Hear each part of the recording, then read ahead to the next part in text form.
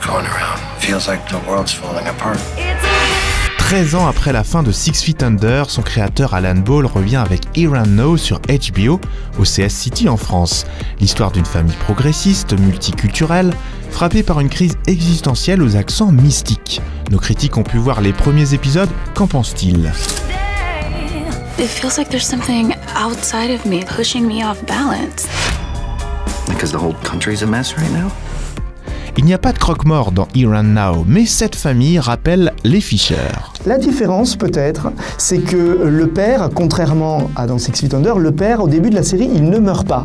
Il est bien présent et que c'est l'histoire d'une famille, finalement, qui doit se reconstruire ou se construire avec toujours la figure paternelle qui, elle, part en live. Ils ont adopté 3 enfants de 3 continents différents, ils ont une fille biologique par ailleurs, et ils vont traverser, dès le début de la série, une grave crise existentielle. Évidemment, on ne peut pas s'empêcher de comparer ça à Six Feet Under, notamment parce qu'on a 2 familles.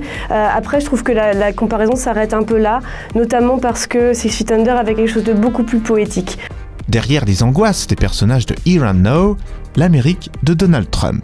Mais je pense que c'est plus largement une critique de l'avènement de la dépression, du fait qu'on est dans une époque où on veut toujours plus tout le temps et qu'on a toujours l'impression de passer à côté de sa vie. Là, que ce soit les personnages des enfants qui sont tous parfaits mais qui ont tous des problèmes finalement pour réussir à être heureux, ou les parents qui sont eux aussi dans une grosse crise existentielle. Pour être dans cette Amérique-là, est-ce qu'il n'y a pas une grande défaite d'une certaine vision de l'Amérique? Est-ce que ça sert à quelque chose encore d'être progressiste? Est-ce qu'on peut encore avancer? Ou est-ce que l'Amérique irrémédiablement fera reculer les avancées sociétales, le regard sur l'autre, la tolérance, etc. Here and Now questionne tout ça à travers ce drame familial. Le souci, c'est que parce que Here and Now s'intéresse plus aux progressistes, elle s'intéresse du coup peut-être à une petite élite intellectuelle.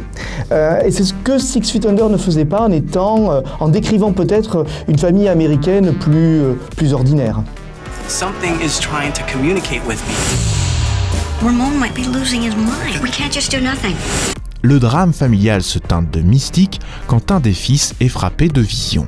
Et ici, il va s'en servir non seulement pour tendre l'histoire, pour créer du suspense, mais aussi pour creuser cette relation entre Ramon et son psy. Il y a un lien profond, il y a quelque chose de très émouvant qui se passe entre ces 2 personnages et qui nous permet de creuser leur intimité. On ne sait pas trop si c'est vraiment un problème psychologique du personnage ou est-ce qu'il y a vraiment un grand mystère derrière tout ça. Je trouve ça plutôt bien réussi et puis ça donne un petit peu de souffle à une série qui sinon aurait parfois tendance à s'enfermer dans un petit monde et un entre-soi. Et si on regarde un tout petit peu plus loin, on peut se dire que ce surnaturel-là, pour cette famille démocrate, c'est justement l'élection de Donald Trump à la présidence et que tous ces partis surnaturels qui les sortent de leur réel à eux, ça peut être mis en parallèle avec la présidence de Trump qui remet un peu en question tous les acquis sociaux qu'ils pensaient avoir gagnés. C'est l'heure du verdict de Sérirama. Faut-il tout de suite maintenant voir Here and Now ou l'enterrer 6 pieds sous terre? Non, c'est pas la série la plus originale de tous les temps, mais oui, c'est bien écrit, c'est bien joué, c'est touchant et on est pressé de voir la suite. Alors pour moi, c'est un grand oui parce que c'est une série qui parle très bien de son époque. Par contre, elle manque un peu de poésie et elle est un petit peu trop didactique par moment. Il faut voir Here and Now.